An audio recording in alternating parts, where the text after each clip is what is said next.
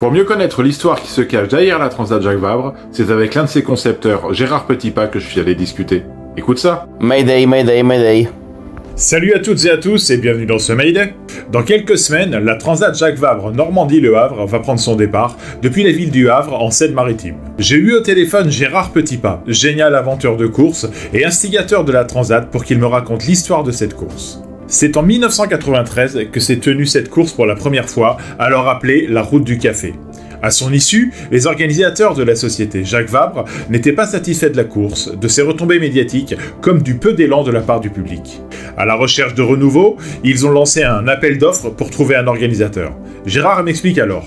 Je ne réponds pas à des appels d'offres, je préfère proposer des formats de course et convaincre du bien fondé de mes idées mes interlocuteurs. Les choses démarraient mal, explique Gérard, qui proposait aux organisateurs un nouveau nom, une périodicité différente et non plus une course en solitaire mais en double. En effet, la marque Jacques Vabre restait convaincue par la course en solitaire, qui avait fait la gloire des grandes courses des années 80, mais qui imposait des contraintes particulièrement fortes à la fois sur les skippers et sur les bateaux. Gérard Petitpas a proposé sa vision de la course à Jacques Vabre et leur a donné rendez-vous 2 semaines plus tard, le temps d'inclure la mairie du Havre dans les discussions.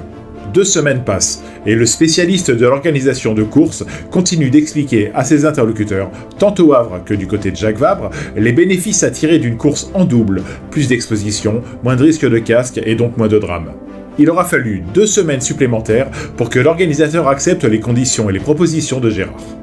Je voulais faire une marque de parcours dans les Antilles et redonner un coup de boost à la course après la traversée de l'Atlantique. Le format double présente l'avantage de ne pas être qu'une course française, la solitaire étant une spécificité très nationale, explique Gérard Petitpas. La première édition de la Transat Jacques Vabre, donc, en 1995, a rassemblé une douzaine de participants sur la ligne de départ.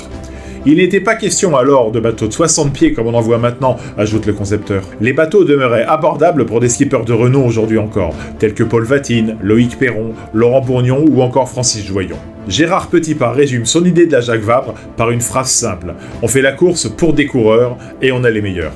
Le nouveau format, actuel en presque tous les points, était né. Une course en double, courue tous les 2 ans, avec arrivée à Cartagena, en Colombie.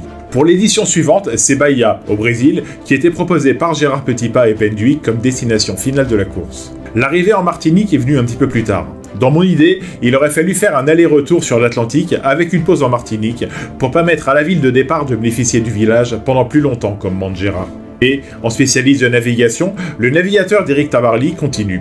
Sur le plan coureur, c'est intéressant d'avoir un aller-retour, car ça permet de travailler les vents, les courants et les contraintes dans les 2 sens à la fois, anticipant la route retour lors de la route aller. Le problème des courses qui arrivent de l'autre côté de l'Atlantique, ajoute Gérard, c'est que la course ne vit que quelques jours dans la ville d'arrivée. En effet, le village d'arrivée de la Transat Jacques Vabre Normandie-Le Havre, en Martinique, comme c'est le cas aujourd'hui, est largement moins exposé que ne l'est celui de la ville du Havre qui fait le départ de la course. Les choses peuvent encore changer et évoluer, et rien ne dit que la Jacques Vabre, comme on l'appelle le plus souvent, restera le monolithe qu'elle est maintenant. J'espère avoir la chance d'en reparler avec Gérard rapidement. Il a sans doute d'autres idées en tête pour faire de cette belle course une épreuve encore plus intéressante et motivante pour les médias, les participants et les sponsors. J'espère que ce Mayday t'aura permis de mieux comprendre l'histoire de la Transat Jacques Vabre et de la personnalité qui se cache derrière. Je remercie Gérard Petitpas du temps qu'il m'a consacré dans cette discussion. Et toi, quelle question est-ce que tu aimerais poser à Gérard? Et si tu devais créer une course, de quoi s'agirait-elle? Quel format? Quel départ? Quelle destination? N'hésite pas à laisser des commentaires, à liker et à republier son post. Et si t'es pas encore abonné à Radio Mayday, abonne-toi. Si t'es sur l'eau, je te souhaite du beau temps et bon vent. Tu aimes ce que tu viens d'entendre? Alors n'hésite pas à republier, à liker et à t'abonner à ma chaîne.